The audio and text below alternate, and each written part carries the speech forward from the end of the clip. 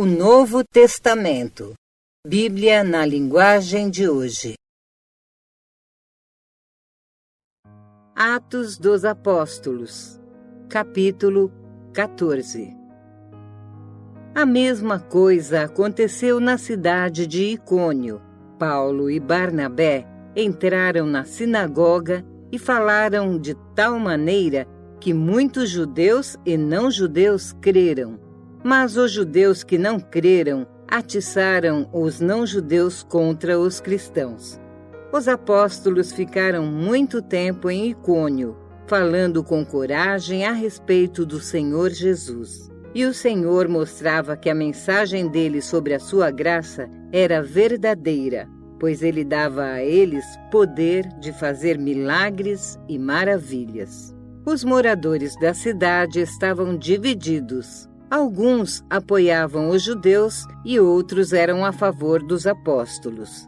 Então, os não-judeus e os judeus, juntos com os chefes, resolveram maltratar os apóstolos e matá-los a pedradas. Quando Paulo e Barnabé souberam disso, fugiram para Listra e Derbe, cidades do distrito de Licaônia, e para as regiões vizinhas, e ali anunciaram o Evangelho. Na cidade de Listra, havia um homem que estava sempre sentado porque era aleijado dos pés.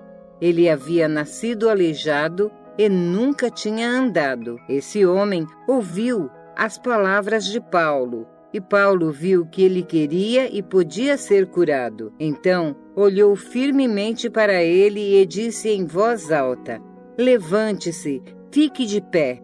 O homem pulou de pé e começou a andar. Quando o povo viu o que Paulo havia feito, começou a gritar na sua própria língua: "Os deuses tomaram a forma de homens e desceram até nós." Eles deram o nome de Júpiter a Barnabé e o de Mercúrio a Paulo, porque era Paulo quem falava.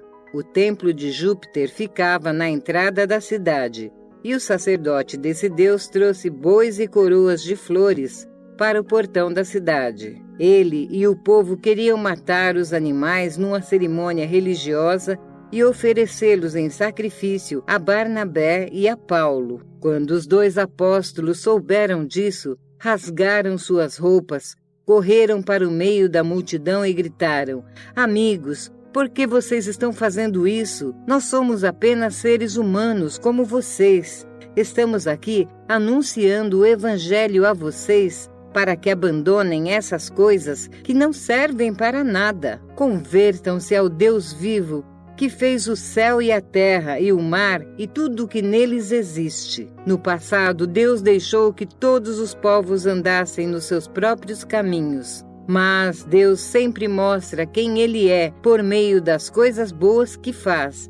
É Ele quem manda as chuvas do céu e as colheitas no tempo certo. É Ele quem dá também o alimento para vocês e enche o coração de vocês de alegria." Mesmo depois de terem dito isso, os apóstolos tiveram muita dificuldade para evitar que o povo matasse os animais em sacrifício a eles. Alguns judeus que tinham vindo das cidades de Antioquia e de Icônio conseguiram o apoio da multidão. Apedrejaram Paulo e o arrastaram para fora da cidade, porque pensavam que ele tinha morrido.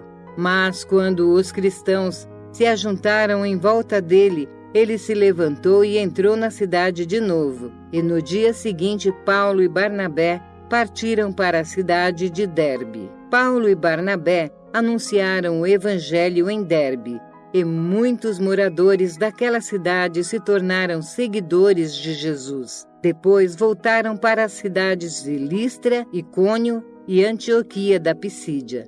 Eles animavam os cristãos e lhes davam coragem para ficarem firmes na fé. E também ensinavam que era preciso passar por muitos sofrimentos para poder entrar no reino de Deus. Em cada igreja, os apóstolos escolhiam presbíteros. Eles oravam, jejuavam e entregavam os presbíteros à proteção do Senhor, em quem estes haviam crido. Então Paulo e Barnabé atravessaram o distrito da Pisídia e chegaram até a província da Panfilha. Anunciaram a palavra em Perge e depois foram para o porto de Atália. Dali foram de navio para Antioquia da Síria, onde eles haviam sido entregues aos cuidados de Deus, para o trabalho que agora estavam terminando. Quando chegaram lá, reuniram as pessoas da igreja e contaram tudo o que Deus havia feito por meio deles. E também contaram como ele tinha aberto o caminho para que os não-judeus também crescem, e ficaram muito tempo ali com os seguidores de Jesus.